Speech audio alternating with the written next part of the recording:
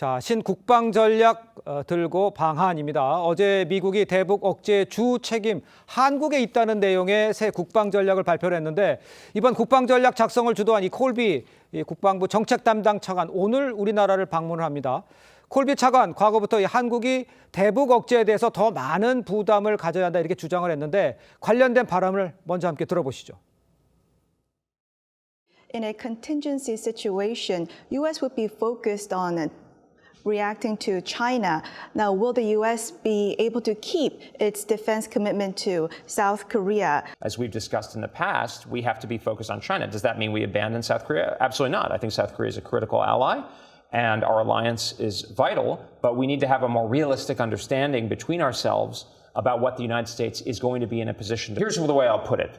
South Korea's security should not depend on trusting the United States to sacrifice 5 American cities to do something to North Korea. That we do not want to go there because that is obviously a place the American people are not going to want to go. That shouldn't be an open step on the escalatory ladder for North Korea to say, well, I can go here and I know I've checkmated them.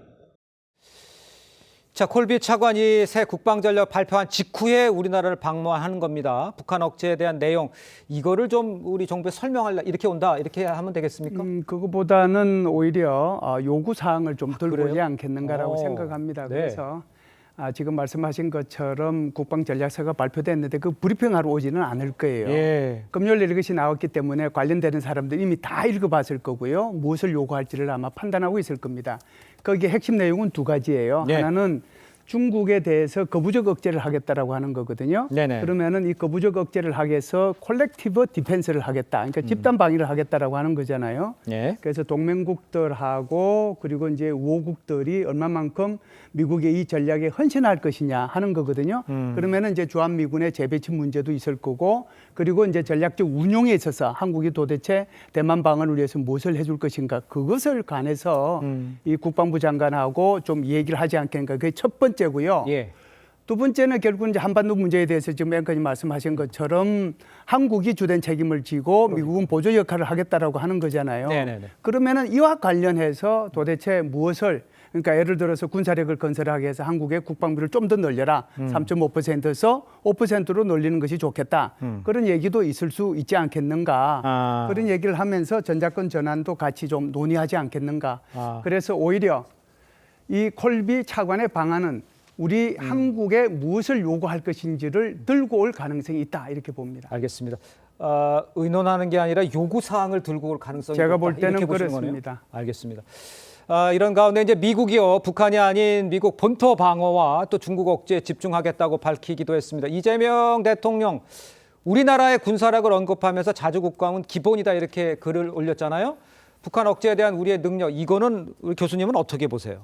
일단 뭐 이재명 대통령 입장에서는 우리가 쓰는 국방 예산 자체가 뭐 지금 북한의 일 년 예산보다 뭐 몇 배나 많기 때문에 당연하게 우리 스스로가 지킬 수 있는 능력이 있는 것이고 그리고 지금 뭐 말씀하신 것처럼 미국이 지금 새로운 국방 전략을 내세우면서 아무래도 한반도 안보에 대해서 제한적인 지원을 하겠다는 입장을 밝히고 있잖아요. 그런 부분들에 대해서 일종의 뭐랄까요 보수층 일각에서는 우리의 목소리가 나올 수 있는 만큼 이런 부분들 걱정하지 마시라. 그렇기 때문에 내가 책임지고 충분하게 지금 그러니까 북한을 방어할 수 있는 능력과 의지가 있다. 그런 부분들을 분명히 이야기를 하면서 아마 모르긴 몰라도 앞서 잠깐 언급하셨습니다만 지금 미국과 논의되고 있는 전시작전권, 통제권 이 지금 그러니까 전환도 가속화할 수 있는 하나의 정치적인 의지를 내비친 것이 아닐까라는 생각이 듭니다. 좀 전시작전권 전환 이런 문제도 이제 와서 논의하고 또 주한미군의 규모 이런 것도 조정을 할 건데 어떻게 될 것 같아 보이세요? 전시작전권 전환 문제는 지금 이제 아까 차 교수님 잘 말씀해 주셨는데 우리한테는 이제 어떻게 보면은 긍정적인 영향을 미칠 수도 있다라고 봅니다. 그래서 주 부담은 한국이 지고 미국은 여기에 보조 역할을 하기 때문에 그렇다라고 하면 전작권을 전환을 해야 되는 게 아니냐 이렇게 이제 얘기할 수 있거든요. 그런데 이것이 이제 긍정적인 시나리오라고 하면은 또 다른 시나리오를 생각해 볼 수 있어요. 그건 뭐냐면 전작권 전환을 조금은 지연시킬 수도 있겠다. 왜 그러냐면 한국군이 북한의 위협에 대해서 충분히 대응할 수 있을 정도로 군사력을 정강시킬 때까지 그때까지는 전작권을 이제 계속해서 가지고 있겠다 그런 의미일 수도 있거든요. 네네네. 왜 그러냐면 전작권을 일단 전환해 버리면 한국군이 어떻게 할지는 이제 미국이 모른다 이런 뜻이단 말이죠. 예. 그렇다라고 하면 여기에 대해서 조금 한 발 더 나간다라고 하면 우리가 올해 중에 FOC 그러니까 완전 작전 검정을 이제 작전 능력을 검증하도록 돼 있어요. 네. 올해 한미 연합 훈련 크게 3월 달에 그리고 8월 달에 두 분의 훈련을 통해서 그걸 하게 될 텐데 여기에서 미국의 검증단 그리고 한국의 검증단 양국 공동 검증단이 그 결과를 어떻게 내느냐에 따라서 전작권이 빠른 속도로 한국으로 전환될 수도 있고 또 한편으로는 이게 좀 늦어질 수도 있다 이런 생각을 하거든요. 예. 그게 바로 미국이 어떻게 할 것이냐 하는 것은 결국은 이번 올해에 계획되어 있는 완전 작전 운용 능력 검증이 어떤 결과로 나타나느냐에 있어서 달라진다 이렇게 보고요. 예. 그다음에 이제 미군의 재배치는 이렇게 봅니다.